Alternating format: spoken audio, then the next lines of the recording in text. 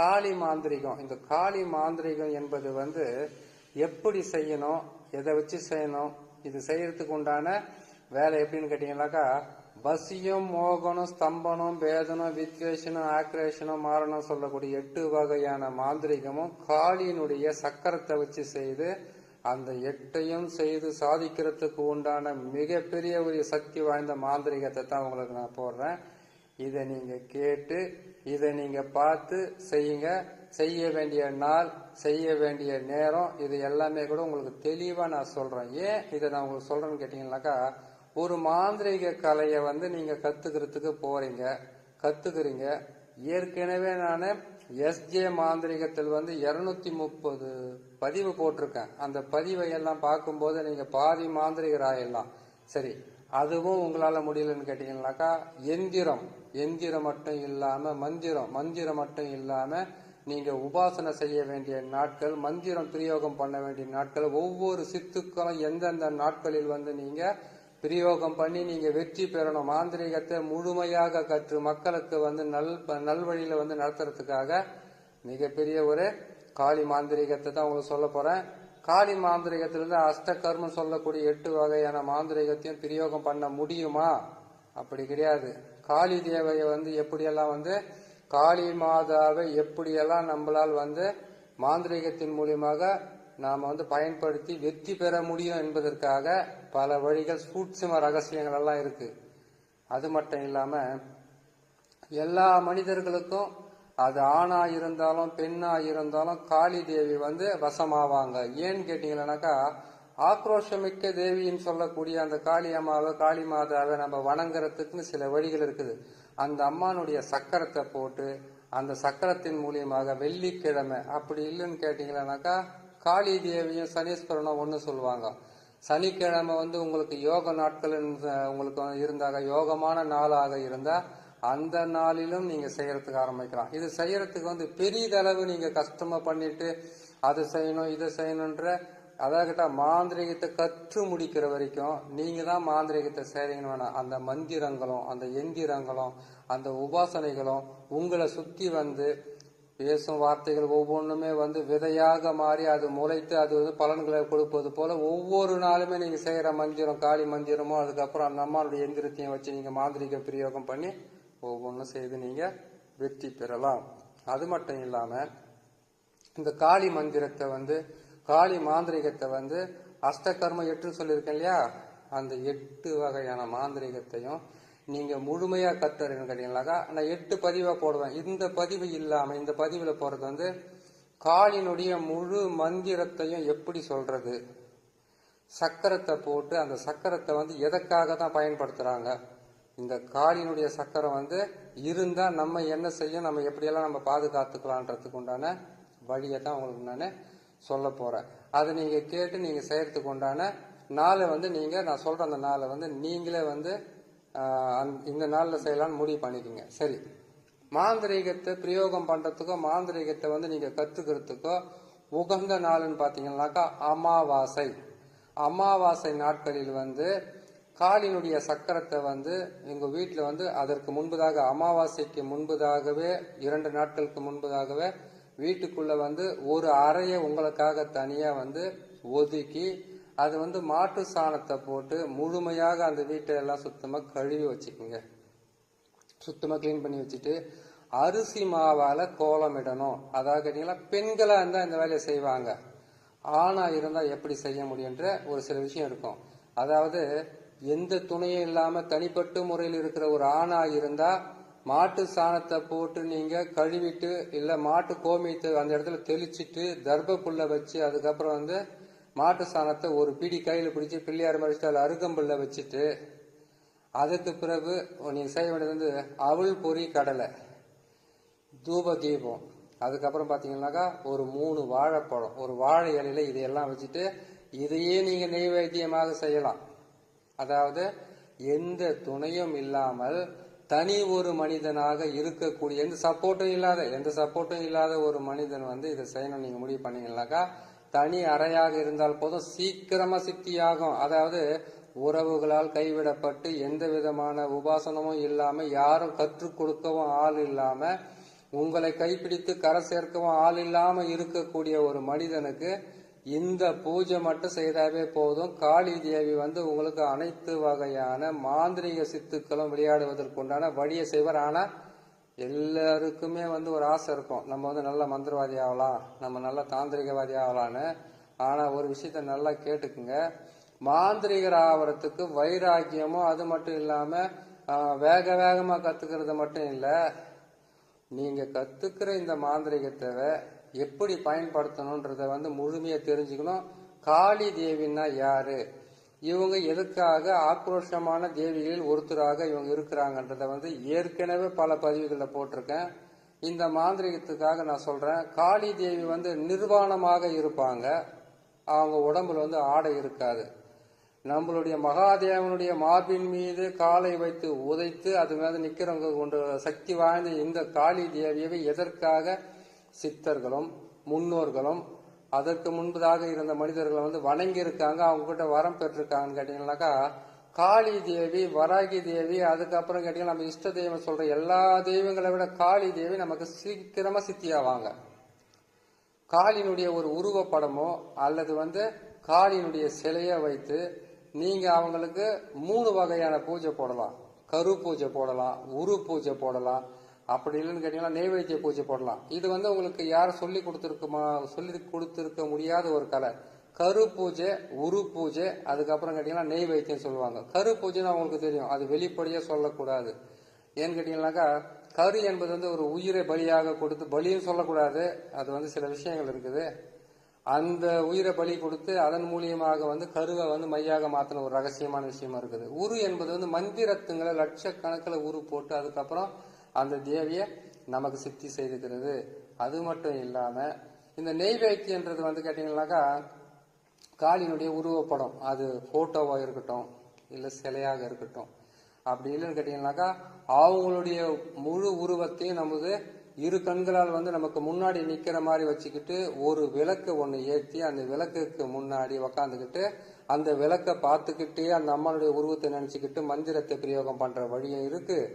எந்த திசையில உக்காந்து எந்த இடத்தில் உக்காந்து மந்திரத்தை சொன்னாக்கா, கிழக்கு திசையா என்ன செய்ய முடியும், மேற்கு திசையா என்ன செய்ய முடியும், வடக்கு திசையா என்ன செய்ய முடியும், தெற்கு திசையா, அது மட்டும் இல்லாம 4 திசை 8 திக்குன்னு ஒண்ணு இருக்குது. அந்த திக்குகளை உக்காந்து எந்தெந்த மந்திரத்தை சொல்லி எந்த மணி மந்திரத்தை சொல்லி காளி தேவியை சித்தி பண்ணிக்கிட்டு யாரையெல்லாம் வந்து நம்ம எப்படியெல்லாம் வந்து மாந்திரிகத்தின் மூலியமாக ஆட்டி படைக்கலாம் என்ற ஒரு மிகப்பெரிய ஒரு ரகசியமே காளி மாந்திரிகத்தில் இருக்கு. காளி மாந்திரிக தாய் வந்து நீங்க அன்பா கூப்பிட்டா அவங்க அன்பானவங்க, பாசமா கூப்பிட்டா பாசமானவங்க, கோபமா கூப்பிட்டா கோபமானவங்க, எதிரிகளை அழிப்பதற்கும் விரோதிகளை இல்லாமல் செய்வதற்கும் மக்களை வந்து துன்புறுத்துகள் வந்து தலைகளை கொய்து எடுப்பதற்கும் பல வகையான உருவங்களில் வந்து மிகவும் கொடுமையானது கடுமையானது ஈஸியா சித்தி ஆகிறவங்க. அதை கட்டினால ஈஸியா நமக்கு வந்து வசப்பட்டு நமக்கு இருக்கக்கூடிய துன்பங்களை வேறறுத்து வாழ்க்கையில வந்து பல வகையான முன்னேற்றத்தை கொடுக்கக்கூடிய இந்த காளி தேவியை வணங்குறதுனால எத்தகையான நன்மைகள் நடக்கும் என்பதை வந்து மாந்திரிகத்தின் மூலியமாக கத்துக்கலாம். காளியினுடைய அஷ்ட கர்ம சித்துக்களும் இருக்கு. அந்த அஷ்ட கர்மத்தையும் வந்து கத்துக்கிட்டு எந்த நேரத்துல பயன்படுத்தலான்றது சொல்றது தான் இந்த பதிவு. சரிங்களா? சரி, இந்த விளக்கம் போதும். இதுக்கப்புறம் உங்களுக்கு சொல்ல வேண்டியது என்ன விஷயம் கேட்டீங்கன்னாக்கா, காளி தேவியை நீங்க மாந்திரிகத்தின் மூலியமாக பயன்படுத்தி அவங்களை சித்தி பண்ணி அதுக்கப்புறம் வந்து மற்றவங்களுக்கு நல்லது செய்யுங்களா, உங்களுக்கு நல்லது செய்யுதுன்னு கேட்டீங்கன்னாக்கா, நிறைஞ்ச அமாவாசை. அந்த அமாவாசையாகப்பட்டது சூரியனோ சந்திரனோ, சூரியன் ஆட்சி பெற்ற இடத்தில் வந்து சந்திரன் சேர்ந்து இருக்கலாம், இல்ல சந்திரன் ஆட்சி பெற்ற இடத்தில் வந்து சூரியன் சேர்ந்து இருக்கலாம். அப்படின்னு கேட்டீங்கன்னாக்கா, ரிஷப ராசியில் வைகாசி மாதத்தில் வரக்கூடிய அமாவாசை மிக மிக வந்து ரொம்ப நமக்கு நல்லது.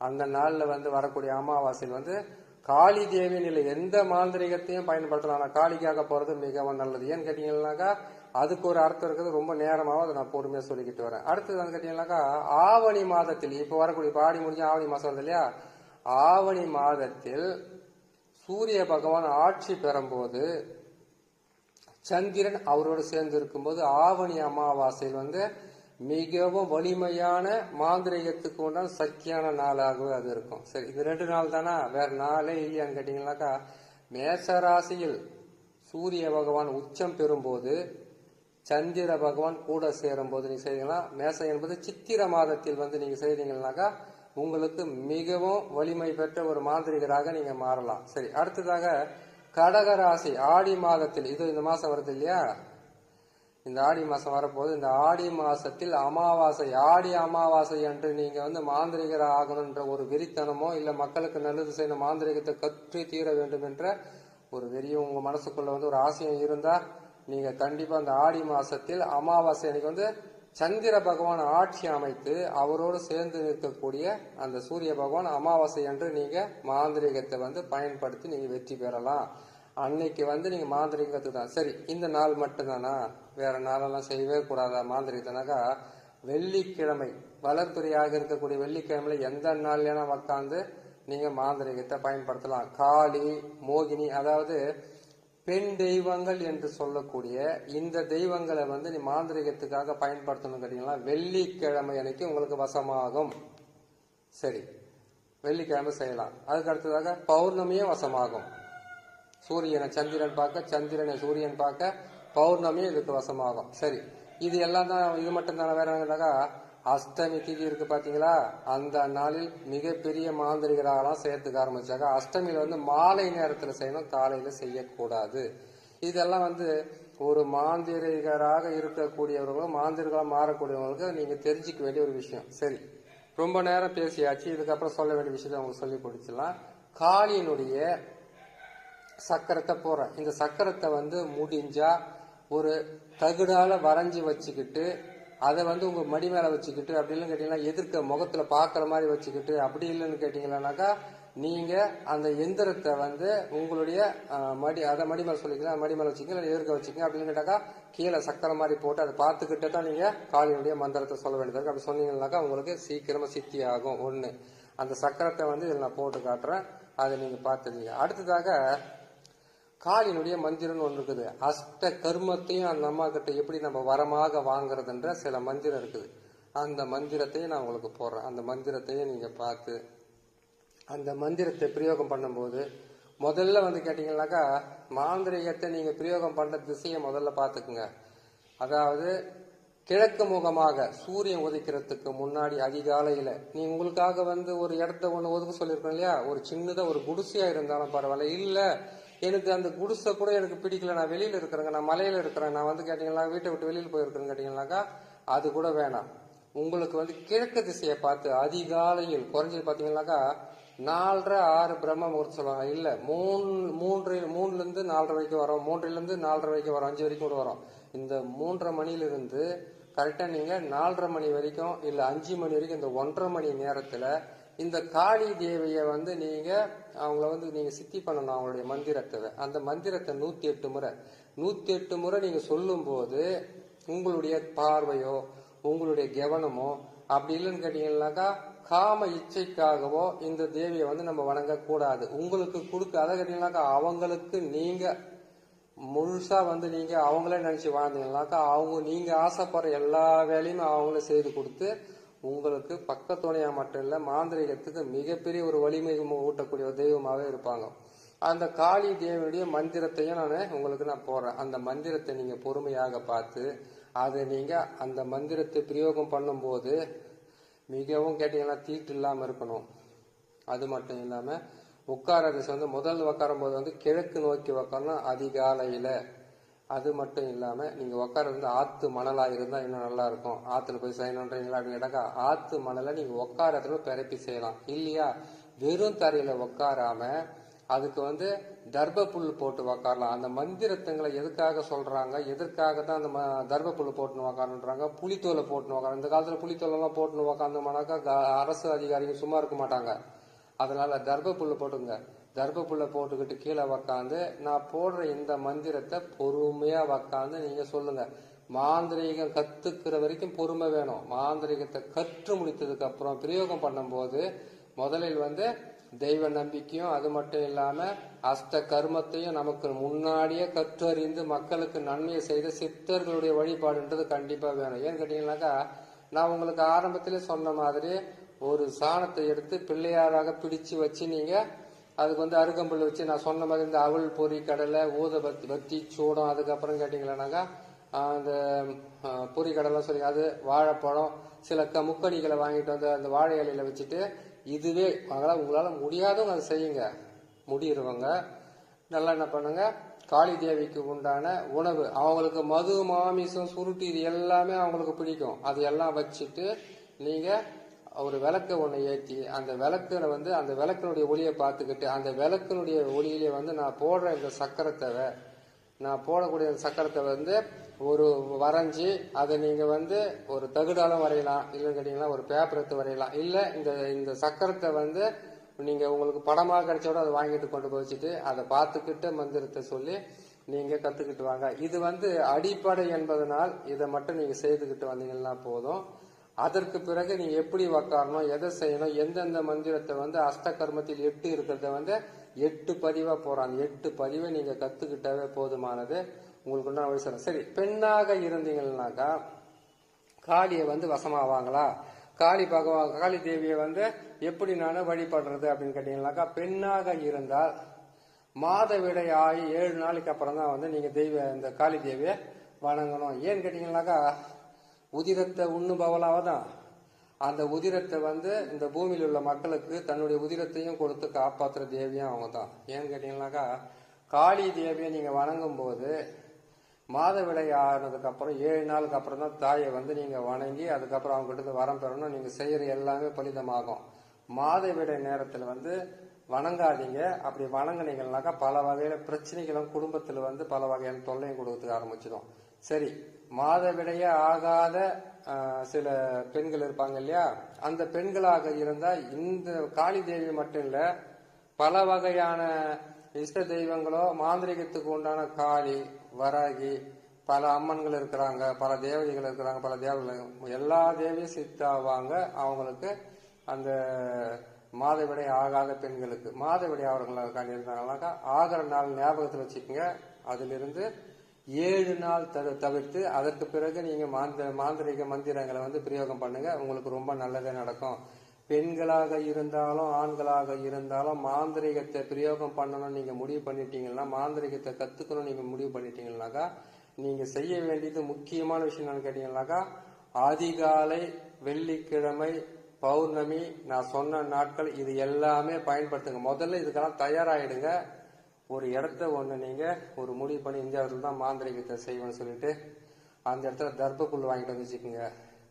அதுக்கப்புறம் வசதி உள்ளவங்களாக்காண்டி இருந்தாக்கா நெய்வேத்தியன்றது நீங்க வந்து அதாவது கேட்டீங்கன்னா சைவத்திலையும் போடலாம், அசைவத்திலையும் போடலாம். அது உங்க விருப்பத்தை பொறுத்தது. ஏன்னு கேட்டீங்கன்னா, காளி தேவிக்கு வந்து இந்த உணவு தான் போடணும்னு கிடையாது. அவங்க உடம்பு மேல இருக்கக்கூடிய மண்டை ஓடுகளும் அது மட்டும் இல்லாம நம்மளுடைய ஆதிசிவனுடைய மார்பு மேலேயே வந்து தன்னுடைய பாதங்களால் மிதித்து கொண்டு இருக்கக்கூடிய அந்த ஆக்ரோஷ தேவியை வந்து நீங்க வணங்கி நீங்க அவங்க கிட்ட இருந்து எல்லாமே கத்துக்கணும்னு ஆசைப்பட்டீங்கன்னாக்கா அவங்களுக்கு நீங்க முதல்ல அடிமையாவுங்க. அவங்க உங்களுக்கு அடிமையாகி நீங்க ஆசைப்பட்ட எல்லா வகையான அஷ்ட கர்ம சித்துக்களையும் விளையாடுவதற்கு உண்டான வழியை உங்களுக்கு காட்டுறதுக்கு ஆரம்பிப்பாங்க. இதுதான் பதிவில் இருக்கக்கூடிய முக்கியமான விஷயமே. சரி, அந்த சக்கரத்தையும் போடுறேன். அதற்கு பிறகு வந்து அந்த தேவியுடைய மந்திரத்தை சொல்றேன். இந்த மந்திரத்தை வந்து 108 என்பது ஒரு நாள். இதை வந்து கேட்டீங்கன்னாக்கா 27 நாள் நீங்க மனப்பாடம் பண்ணாவே போதுமானது, சித்தியாக இந்த மந்திரம். இந்த மந்திரத்தை சொல்வதற்கு வந்து ஒரு நாளைக்கு வந்து 108 முறைன்றது, கிழக்கு 108னா மேற்கு 108, வடக்கு 108, தெற்கு 108 சொல்லிட்டு அதுக்கப்புறம் 4 திசைக்கு அப்புறம் வந்து 8 திக்குன்னு ஒன்று இருக்கு இல்லையா, அந்த மற்ற இருக்கிற 4 திக்கை பத்தியும் அதை கிழக்கு மேற்குனாக்கா வடகிழக்கு, வடமேற்கு, தென்மேற்கு, தென்கிழக்குன்னு வருது இல்லையா, அந்த திசைகள்ல உக்காந்து மந்திரத்துங்களை சொல்லணும். தரையில உக்காந்து சொல்லக்கூடாது. எதிர்க்க வந்து விளக்கை ஏற்றணும். நல்லெண்ணெய் போட்டு விளக்கை ஏற்றிட்டு அந்த விளக்கை பார்த்துக்கிட்டே சொல்லணும். இல்லைன்னாக்கா அந்த விளக்கின் வெளிச்சத்தில் வந்து அந்த அம்மானுடைய சக்கரமோ அந்த அம்மானுடைய சக்கரத்தை கூட உங்களுக்கு வாங்க முடியலங்க, ரொம்ப கஷ்டமா இருக்குனாக்கா நீங்க என்ன பண்ணீங்கன்னா அந்த அம்மானுடைய உருவ படத்தை வச்சு அதுக்கு கீழே வந்து கேட்டீங்கன்னாக்கா மல்லிகைப்பூ வைங்க. அதுக்கப்புறம் கேட்டீங்கன்னாக்கா நம்மளுடைய மஞ்சள், குங்குமம், அதுக்கப்புறம் பல வகையான வாசன திரவியங்களை வச்சு கூட நீங்க வணங்கி அதுக்கப்புறம் நீங்க தாராளமா இந்த மந்திரத்தை சொல்லி நீங்க பயன்பெறலாம். இதை பயன்பெறுவதற்கு முன்பதாக நீங்க செய்ய வேண்டியது ஒரு விஷயம்னாக்கா சுத்தம் தேவை. பெண்களாக இருந்தால் மாதவிடை நாட்களை கழித்து 7 நாட்களுக்கு பிறகு நீங்க ஆரம்பிக்கலாம். அதுக்கு இது ஸ்டார்ட் பண்ணிட்டோம்னாக்கா அப்புறம் எப்பதான் சாமி நான் இதை முடிக்கிறதுன்னு கேட்டீங்கன்னாக்கா கண்டிப்பா அந்த 7 நாளுக்கு அப்புறம் நீங்க வந்து ஆரம்பிச்சுக்குங்க. அந்த மாதவிடை வரத்துக்கு 2 நாளைக்கு முன்னாடி ஒதுக்கி வச்சுட்டு அதுக்கப்புறம் முடிஞ்சதுக்கு அப்புறம் நீங்க அதையவே செய்துக்கிட்டே வாங்க. மாதவிடை ஆகாதவங்களோ அது நின்று போனவங்களா இருந்தா கவலை இல்லை. அதே மாதிரி கேட்டீங்கன்னாக்கா தீட்டு என்பது சுத்தமாவே ஆகாது. அதாவது என்ன தீட்டுனாக்கா ஆண் பெண் சேர்க்கை தீட்டு, ஒரு மரண தீட்டு, அதுக்கப்புறம் ஒரு பெண்ணு பெரிய மனுஷான தீட்டு, அதுக்கப்புறம் கேட்டீங்கன்னாக்கா ஒரு பெண்ணு குழந்தைய பெற்ற தீட்டு, சாவு தீட்டு. இந்த தீட்டெல்லாம் கொஞ்சம் ஒதுக்கி வச்சுட்டு இது கத்துக்கிற வரைக்கும் ஒரு பொறுமையா இருங்க. எல்லாமே எதையாச்சும் ஒன்று செய்துட்டு அதுக்கப்புறம் எனக்கு தேவி சித்தி ஆகல மாந்திரிக பலித ஆகலன்னு சொல்லாதீங்க. நீண்ட நாட்களுக்கு அப்புறம் உங்களுக்கு இந்த பதிவை நான் போட்டிருக்கேன், கேளுங்க, பாருங்க, பயன்பெறுங்க, செய்து முடிங்க. எல்லாருக்குமே நல்லபடியா நடக்கட்டும் என்று சொல்லி இன்னும் ஒரு நல்ல பதிவில் உங்களை நான் சந்திக்கிறேன். இதில் போடக்கூடிய ஒவ்வொரு மந்திரங்களும் மிகவும் உயர்ந்த மந்திரங்கள். இந்த மந்திரத்தை கரெக்டா சொல்லுங்க. இந்த தேவி நான் சொன்ன மாதிரி சக்கரத்தை வச்சு நீங்க பயன்படுத்தி நீங்க எல்லாம் ஒரு நல்ல மந்திரவாதிகளாகுங்க. பல இடத்துல தேடி அலைஞ்சாலும் கிடைக்காத ஒரு நல்ல மந்திரத்தை சொல்றேன், நீங்க கேட்டு பயன்பெறுங்க. நன்றி, வணக்கம். இந்த ஒரு நல்ல பதிவில் உங்களை சந்திக்கிறேன்.